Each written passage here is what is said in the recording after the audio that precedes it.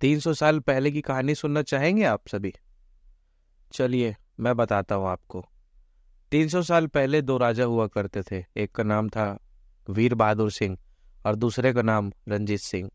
ऐसे दोनों भाई तो एक दूसरे से बहुत ज्यादा प्यार करते थे, एक दूसरे के लिए जान भी देने को रेडी थे। पर होता क्या है ना, रंजीत सिंह अपने दोस्तों की इन्फ्लुएंस में आके बिगड़ जाते हैं और बिगड़े हुए रंजीत सिंह ने एक गलती कर दी। अपने भाई से हिस्सा मांग लिया, विरासत का हिस्सा मांगा। ठीक किया, लेकिन दिल नहीं दुखाना चाहिए था, क्योंकि वीर बहादुर सिंह तो उससे अपने जान से भी ज्यादा प्यार करता था। वो तो अपना पूरा का पूरा प्रॉपर्टी देने को रेडी था उसको। लेकिन रंजीत सिंह के जो दोस्त थे उसको काफी बिगाड़ चुके थे। जुए और नशे की हालत में रंजीत सिंह एक दिन अपने बड़े भाई यानी कि वीर बहादुर के रूम में जाता है और कहता है कि मुझे हिस्सा चाहिए।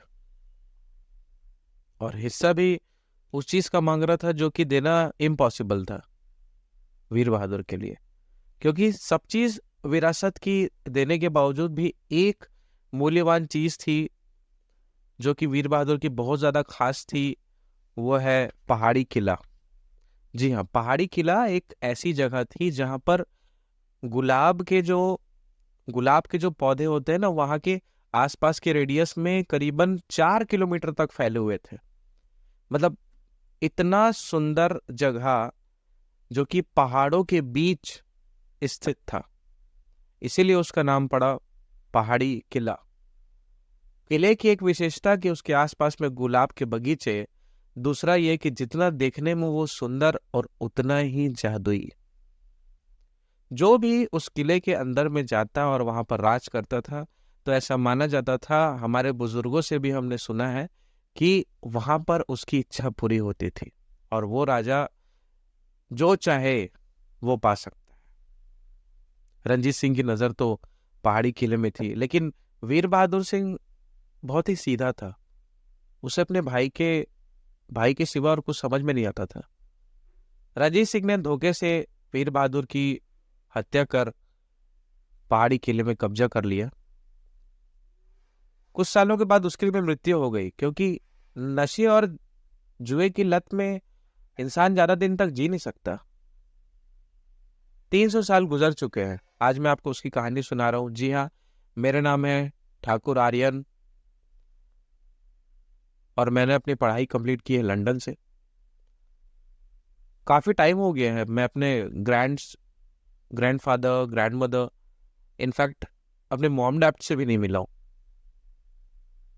आखिरकार मैंने पढ़ाई इतनी देर तक कर दी कि मुझे याद ही नहीं है कि मेरे घर में अब मेरे अलावा और कोई नहीं बचा है और काफी लेट हो चुका है। कोई नहीं है अब हमारा टेक केयर करने वाला। हमारे जो टेक केयर करने वाले हैं वो सिर्फ एक ही इंसान है, और वो है हमारे प्यारे रजवाड़े जी। रजवाड़े जी हमारा बहुत ज्यादा ध्यान रखते हैं। मैं बचा हूँ अपने फैमिली ट्री में, और मेरा एक कजन ब्रदर है, उसका नाम रयान सिंह है। बस हम दोनों बचे हैं। हमारे पास सब पैलेस में ज्यादा कुछ बचा नहीं है, बस वही किला बचा हुआ है। पहाड़ी किला की एक विशेषता है कि आज भी उसमें आसपास में गुलाब के पौधे हैं। यहाँ पर एक स्ट्रेंज नॉइस हम लोग को अमावस्या के दिन सुनाई देती है, और उसमें सिर्फ एक ही चीज कहते हैं कि हमारी विरासत का छोटा सा हिस्सा दे क्यों नहीं देता तू उसे। मालिक, वो उसका क्या करेगा? तू क्या करेगा? जो मैंने कह दिया वो कह दिया, अब जा, दे दे उसे। बस यही कुछ लाइन हमेशा हमें सुनाई देता है, और हम यही सोचते रह जाते हैं कि आखिर ये आवाजें किसकी है। रजवाड़े जी ने हमें बताया कि 300 साल पहले जो दो भाई थे, और दोनों भाई हमारे ग्रेट ग्रेट ग्रैंडफादर थे, और उन्हीं के जो वंशज है। मैं वीर बहादुर का वंशज हूँ और रंजीत सिंह का वंशज मेरा भाई है, कजन ब्रदर। हम दोनों भी एक दूसरे से बहुत प्यार करते हैं, और हमारे बीच में इस तरह की मनमुटाव और लड़ाई झगड़ा ऐसा कुछ नहीं है। लेकिन आज भी वो स्ट्रेन नॉइज हमारे विरासत में आती है, उसकी हमने पूजा भी करवाई थी, पता है आपको? काफ़ी, वैसे मैं इन सब चीज़ में ट्रस्ट नहीं करता हूँ, लेकिन हमने पूजा करवाया था उस चीज़ की, ताकि हमारे बुजुर्गों की आत्मा को शांति मिले। हमें लगता है कि शायद उनकी आत्मा आज भी हमारे आसपास में भटक रही है। 40 दिन हो गए मुझे आए यहाँ पर लंदन से।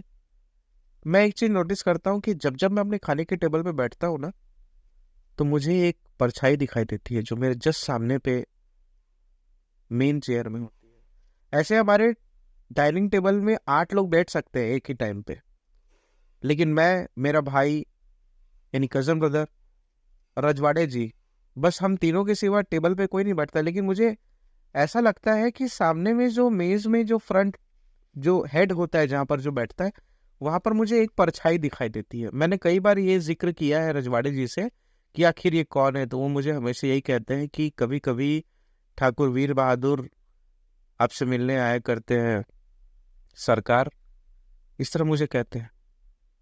मुझे समझ में नहीं आता, क्या आपको भी आपके डाइनिंग टेबल में कोई आसपास महसूस होता है, कभी दिखाई देता है, या कोई फैमिली में कोई गुजरा हुआ इंसान है वो कभी आपको दिखाई दिया उसकी परछाई?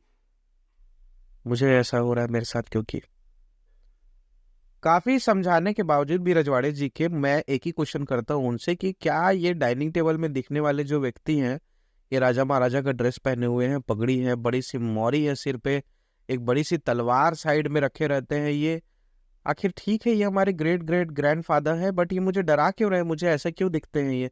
तो वो कहते हैं कि नहीं, आप राजा का खून है और राजा आपसे मिलने के लिए बीच बीच में आते रहते हैं। तो वो, मैंने उनसे पूछा कि मुझसे ही क्यों ऐसा मिलते हैं, मुझे ही क्यों दिखते हैं? क्योंकि आप नेक दिल के हैं सरकार, इसीलिए आपसे मिलते हैं। और वो आवाज़ें इसलिए आपको सुनाई देती है क्योंकि जब रंजीत सिंह जी थे तब उन्हें ये छोटी सी प्रॉपर्टी यानी कि ये छोटा हिस्सा नहीं मिल पाया था उनकी विरासत का, इसीलिए रोज वो आवाज़ें आपको सुनाई देती है कि वो छोटा सा हिस्सा दे क्यों नहीं देता तू उससे करके। और जो दूसरी आवाज़ सुनाई देती है ना मालिक करके, वो मेरे पिताजी की थी। रजवाड़े जी का ये बयान सुनकर तो मुझे चक्कर ही आने लगता है, क्योंकि पिताजी मतलब आपके पिताजी भी हमारे यहाँ काम करते थे? तो रजवाड़े जी कहते कि जी हाँ, मेरे पिताजी यानी कि मेरे पापा भी आपके यहाँ ही काम करते थे, और ये विरासत का जितना हिस्सा आपका है उतना हमारा भी है। कहने का मतलब हम यहाँ पर सेवा करते आए और हमारे जितनी भी पीढ़ी यहाँ पर पैदा होगी हमेशा आपकी सेवा पे रहेगी।